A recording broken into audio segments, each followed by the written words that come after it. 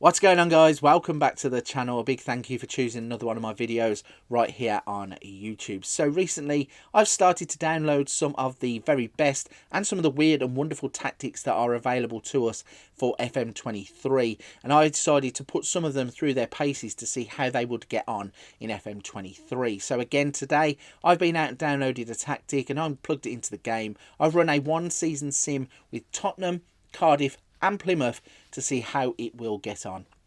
As per usual, we're going to look at the tactic and its positions. We're going to look at the in possession, out of possession and the in transition, and then we're going to show you those all important results.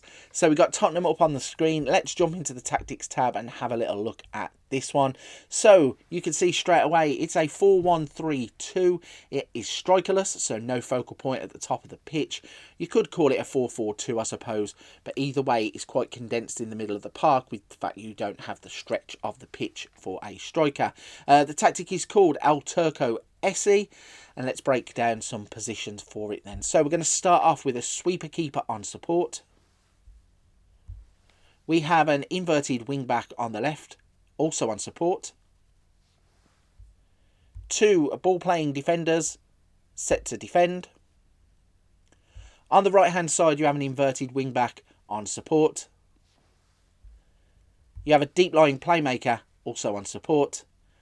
At this point of the video, if you need to pause the video to write any of this down, maybe you want to jot it across and port it out to another version of the game, let me know in the comment section. Do these tactics work in other versions of the game? Maybe you're on the handheld or Xbox, for example. Let me know, do they work outside of the PC version of the game? Right, let's continue on with some positions. On the left hand side, you're going to have a defensive winger on support. You've got a central midfielder on attack. And on the right hand side, you've got a winger on support. As I said, it's strikerless, so you're going to have two shadow strikers at the top of the pitch. The first one set as the AMCL, looks like this. And on the right hand side, you have another one that looks like this. So as I said, the tactic comes as a 4-1-3-2. It has a custom style for its playing. You can't really see that on this box, but it does come with a custom style. It's a positive tactic. Its in possession will look like this. Its in transition will look like this. Its out of possession will look like this. So that's the tactic. Let's see what results this has yielded. Let's jump into the competitions tab for Tottenham, and you can see that they have finished 4th in the Premier League. They finished on 67 points, which was some way behind Manchester City, 31 points behind Manchester City. They got knocked out in the round of 16 of the Champions League by Borussia Dortmund, but they did win a domestic double. They won the FA Cup. Let's see who they beat in the final of that. They beat Chelsea 3-0 in the final of the FA Cup. They also won the Carabao Cup, and they beat Wolves 1-0 in extra time in the final of the Carabao Cup. Let's have a little look at the Premier League then and break that down a little bit further. If we go to the stages, you can see they played 38 games. They won 19. They drew 10. Lost 9. Only scored 70 goals, so not a high-scoring tactic despite the fact it's strikerless, and you'd think that those players would overload the top of the pitch with no strikers.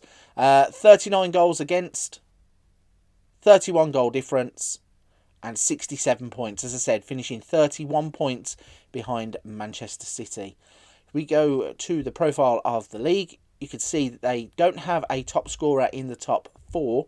Let's try and find out where their top goal scorer is. So it's Dejan Kulusevski who is in the top goal scorers with 17 goals. Now, obviously, with a strikerless tactic, Spurs would have turned their back on Harry Kane, which means that he wouldn't have played, which could explain a bit of why it's Kulusevski who's the top scorer. He's also their top average rater with 7.21.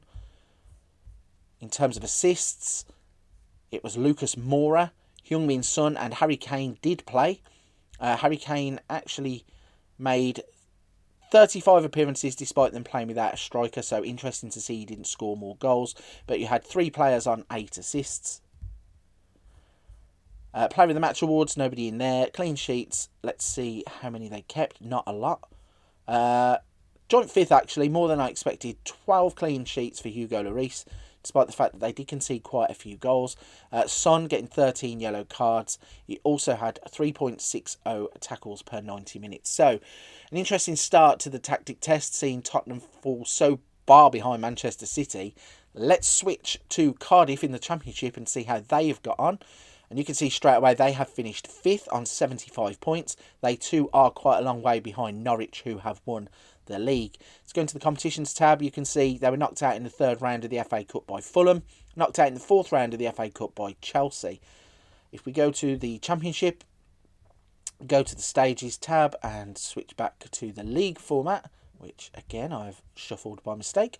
You can see Cardiff ended up with a 46 played, 22 games won, 9 draws, 15 losses, 73 scored, 58 conceded, 15 goal difference, and 75 points. So a long way behind those at the top, but they were only 4 points behind Watford, who ended up going up through the playoffs anyway.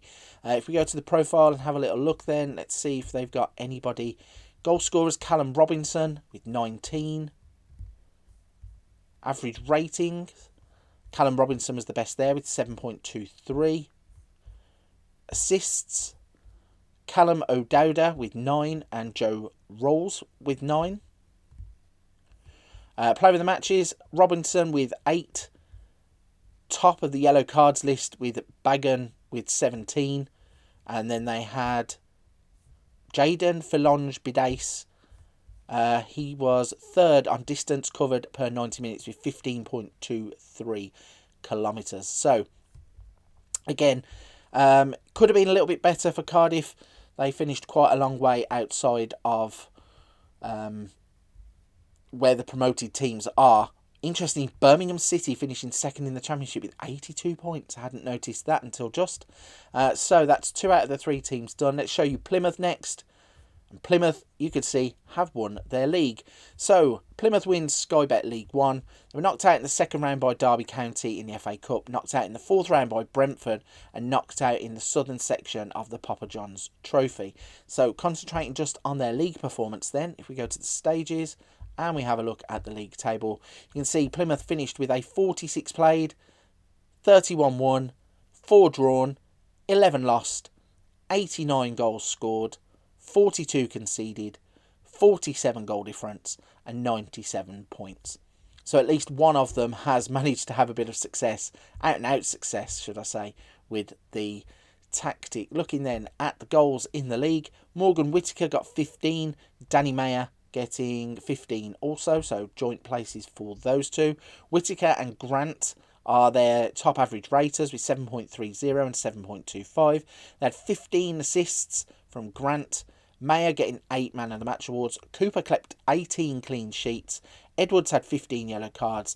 And they had Miller with 4.84 dribbles per 90 minutes. So at least we have one team that are going to be promoted. We have managed to get Plymouth up from Sky Bet League 1 into the Championship, where they will join Cardiff, and obviously Tottenham finishing quite a long way behind the top teams in the Premier League. So it's a decent enough tactic. I think you're going to need to have a few little tweaks, maybe get the right players in the right positions, and certainly if you're Tottenham, you're at a bit of a disadvantage when one of your best players is an out-and-out advanced striker up the pitch and you can't get the most out of him.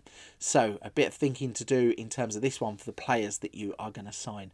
Right then, if you're still here with me at this point of the video, firstly, a big thank you. Secondly, if you don't mind hitting the like and subscribe button. Also, if you've got anything to say about the video you've just seen, leave a comment in the box down below. Don't forget to tell me if these tactics pour out to other versions of the game. Whilst you're also here, don't forget to check out the rest of the channel. We have tactics, Wonder Kids, Let's Plays, tutorials, little something for everybody on the channel right here. But for this one, I'll see you on another video soon.